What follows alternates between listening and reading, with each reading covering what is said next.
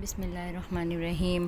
وفات سے 3 روز قبل جبکہ حضور اکرم صلی اللہ علیہ وآلہ وسلم ام المومنین حضرت میمونہ رضی اللہ تعالیٰ عنہ کے گھر تشریف فرما تھے، ارشاد فرمایا کہ میری بیویوں کو جمع کرو۔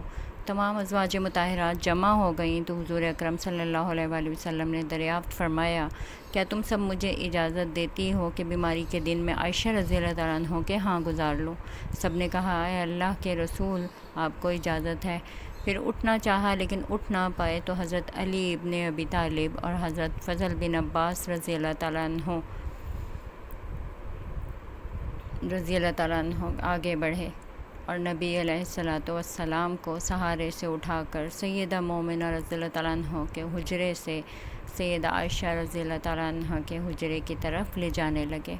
اس وقت صحابہ کرام رضی اللہ تعالیٰ عنہ نے حضور اکرم صلی اللہ علیہ وآلہ وسلم کو اس بیماری اور کمزوری کے حال میں پہلی بار دیکھا تو گھبرا کر ایک دوسرے سے پوچھنے لگے، رسول اللہ صلی اللہ علیہ وآلہ وسلم کو کیا ہوا؟ رسول اللہ صلی اللہ علیہ وسلم کو کیا ہوا؟ چنانچہ صحابہ مسجد میں جمع ہونا شروع ہو گئے اور مسجد نبوی میں ایک رش لگ گیا۔ حضرت صلی اللہ علیہ وآلہ وسلم کا پسینہ شدت سے بہہ رہا تھا۔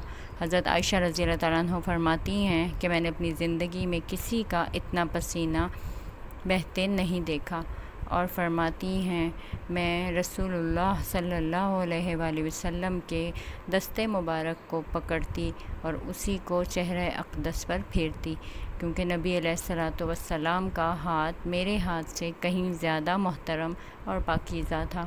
مزید فرماتی ہیں کہ حبیب خدا علیہ الصلاۃ والتسلیم سے بس یہی ورد سنائی دے رہا تھا کہ لا الہ الا اللہ، بے شک موت کی بھی اپنی سختیاں ہیں۔ اسی اثناء میں مسجد کے اندر حضرت صلی اللہ علیہ وآلہ وسلم کے بارے میں خوف کی وجہ سے لوگوں کا شور بڑھنے لگا۔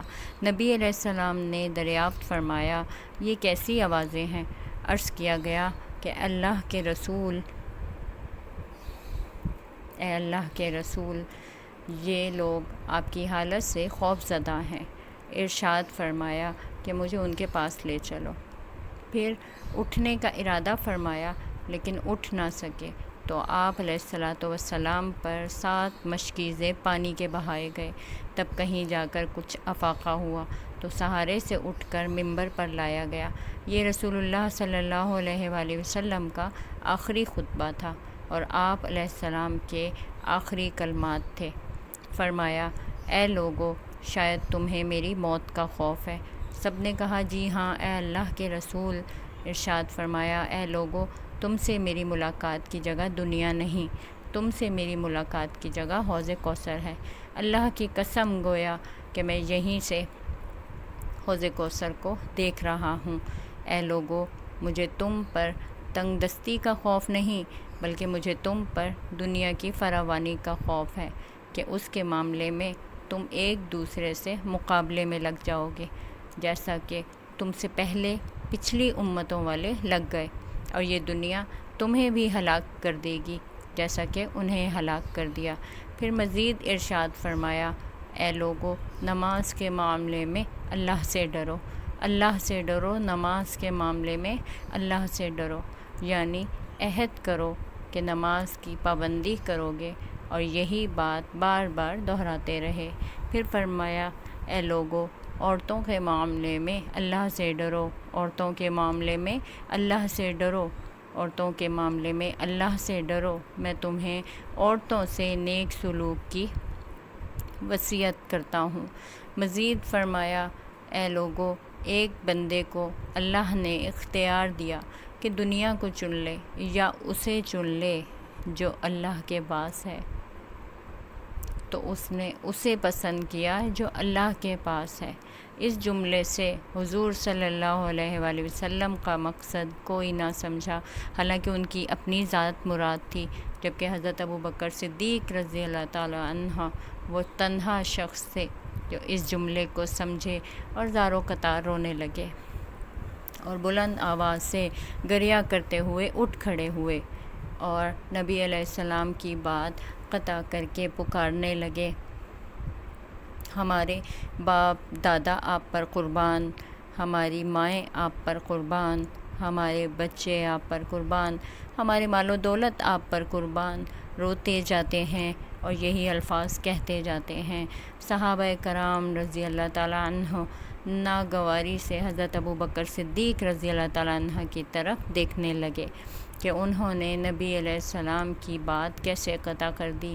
اس پر نبی کریم صلی اللہ علیہ وآلہ وسلم نے حضرت ابوبکر صدیق رضی اللہ تعالیٰ عنہ کا دفاع ان الفاظ میں فرمایا: اے لوگو، ابوبکر کو چھوڑ دو کہ تم میں سے ایسا کوئی نہیں کہ جس نے ہمارے ساتھ کوئی بھلائی کی ہو اور ہم نے اس کا بدلہ نہ دے دیا ہو، سوائے ابوبکر کے کہ اس کا بدلہ میں نہیں دے سکا۔ اس کا بدلہ میں نے اللہ جل شانہ پر چھوڑ دیا۔ مسجد نبوی میں کھلنے والے تمام دروازے بند کر دیے جائیں سوائے ابوبکر کے دروازے کے، جو کبھی بند نہ ہوگا۔ آخر میں اپنی وفات سے قبل مسلمانوں کے لیے آخری دعا کے طور پر ارشاد فرمایا: اللہ تمہیں ٹھکانہ دے، تمہاری حفاظت کرے، تمہاری مدد کرے، تمہاری تائید کرے۔ اور آخری بات جو ممبر سے اترنے سے پہلے امت کو مخاطب کر کے فرمائی، ارشاد فرمایا کہ اے لوگو، قیامت تک آنے والے میرے ہر ایک امتی کو میرا سلام پہنچا دینا۔ پھر حضرت صلی اللہ علیہ وآلہ وسلم کو دوبارہ سہارے سے اٹھا کر گھر لے جایا گیا۔ اسی اثناء میں حضرت عبد الرحمن بن ابی بکر رضی اللہ تعالیٰ عنہ خدمت اقدس میں حاضر ہوئے اور ان کے ہاتھ میں مسواک تھی۔ نبی اکرم صلی اللہ علیہ وآلہ وسلم مسواک کو دیکھنے لگے، لیکن شدت مرض کی وجہ سے طلب نہ کر پائے۔ چنانچہ سید عائشہ رضی اللہ تعالیٰ عنہ حضور اکرم صلی اللہ علیہ وسلم کے دیکھنے سے سمجھ گئیں اور انہوں نے حضرت عبد الرحمن رضی اللہ تعالیٰ عنہ سے مسواک لے کر نبی کریم صلی اللہ علیہ وسلم کے دہن مبارک میں رکھ دی، لیکن حضور صلی اللہ علیہ وسلم اسے استعمال نہ کر پائے۔ تو سید عائشہ رضی اللہ تعالیٰ عنہ نے حضور اکرم صلی اللہ علیہ وسلم سے مسواک لے کر اپنے منہ سے نرم کی اور پھر حضور نبی کریم صلی اللہ علیہ وسلم کو لوٹا دی تاکہ دہن مبارک اس سے تر رہے۔ فرماتی ہیں آخری چیز جو نبی کریم صلی اللہ علیہ وسلم کے پیٹ میں گئی وہ میرا لعاب تھا، اور یہ اللہ تبارک تعالیٰ کا مجھ پر فضل ہی تھا کہ اس نے وصال سے قبل میرا اور نبی کریم صلی اللہ علیہ وسلم کا لعاب دہن یکجا کر دیا۔ ام المومنین حضرت عائشہ صدیقہ رضی اللہ تعالیٰ عنہ مزید ارشاد فرماتی ہیں، پھر آپ صلی اللہ علیہ وسلم کی بیٹی فاطمہ تشریف لائیں اور آتے ہی رو پڑیں کہ نبی کریم صلی اللہ علیہ وسلم اٹھ نہ سکے، کیونکہ نبی کریم صلی اللہ علیہ وسلم کا معمول تھا جب بھی فاطمہ رضی اللہ تعالیٰ عنہ تشریف لاتی تو حضور اکرم صلی اللہ علیہ وسلم ان کے ماتھے پر بوسہ دیتے تھے۔ حضور صلی اللہ علیہ وسلم نے فرمایا: اے فاطمہ، قریب آ جاؤ۔ پھر حضور صلی اللہ علیہ وسلم نے ان کے کان میں بات کہی تو آج فاطمہ رونے لگ گئیں۔ انہیں اس طرح روتا دیکھ کر حضور صلی اللہ علیہ وسلم نے پھر فرمایا: اے فاطمہ، میرے قریب آ جاؤ۔ دوبارہ ان کے کان میں کوئی بات ارشاد فرمائی تو وہ خوش ہونے لگے۔ وصال کے بعد میں نے سید فاطمہ رضی اللہ عنہا سے پوچھا تھا کہ وہ کیا بات تھی جس پر روئی اور پھر خوشی کا اظہار کیا تھا۔ سید فاطمہ رضی اللہ عنہا کہنے لگی پہلی بار جب میں قریب ہوئی تو فرمایا میں آج رات اس دنیا سے کوچ کرنے والا ہوں، جس پر میں روتی۔ جب انہوں نے مجھے بے تحاشا روتے دیکھا تو فرمانے لگے فاطمہ میرے اہل خانہ میں سب سے پہلے تم مجھ سے ملو گی، جس پر میں خوش ہو گئی۔ سید فاطمہ رضی اللہ عنہا عائشہ فرماتی ہیں حضرت صلی اللہ علیہ وسلم کو سب سے گھر سے باہر جانے کا حکم دے کر مجھے فرمایا عائشہ میرے قریب آ جاؤ۔ حضرت صلی اللہ علیہ وسلم نے اپنی زوجہ مطہرہ کے سینے پر ٹیک لگائی اور ہاتھ آسمان کی طرف بلند کر کے فرمانے لگے مجھے وہ اعلیٰ و عمدہ رفاقت پسند ہے، میں اللہ کی انبیاء کی صالحین کی رفاقت کو اختیار کرتا ہوں۔ صدیقہ عائشہ رضی اللہ عنہا فرماتی ہیں میں سمجھ گئی کہ انہوں نے آخرت کو چن لیا ہے۔ جبرائیل علیہ السلام خدمت اقدس میں حاضر ہو کر گویا ہوئے یا رسول اللہ ملک الموت دروازے پر کھڑے ہیں، شرف بازیابی چاہتے ہیں۔ آپ سے پہلے انہوں نے کسی سے اجازت نہیں مانگی۔ آپ علیہ الصلوۃ والسلام نے فرمایا جبرائیل اسے آنے دو۔ ملک الموت نبی کریم صلی اللہ علیہ وسلم کے گھر میں داخل ہوا اور کہا السلام علیکم یا رسول اللہ، مجھے اللہ نے آپ کی چاہت جاننے کے لیے بھیجا ہے، کیا آپ اس دنیا میں ہی رہنا چاہتے ہیں یا اللہ سبحانہ و تعالیٰ کے پاس جانا پسند کرتے ہیں؟ فرمایا مجھے اعلیٰ و عمدہ رفاقت پسند ہے۔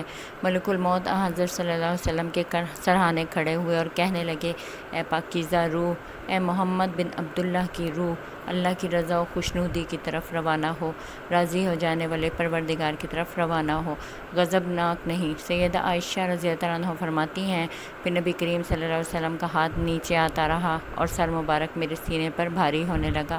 میں سمجھ گئی کہ حضرت صلی اللہ علیہ وسلم کا وصال ہو گیا۔ مجھے اور تو کچھ سمجھ نہیں آیا، سو میں اپنے حجرے سے نکلی اور مسجد کی طرف مسجد کا دروازہ کھول کر کہا، رسول اللہ کا وصال ہو گیا۔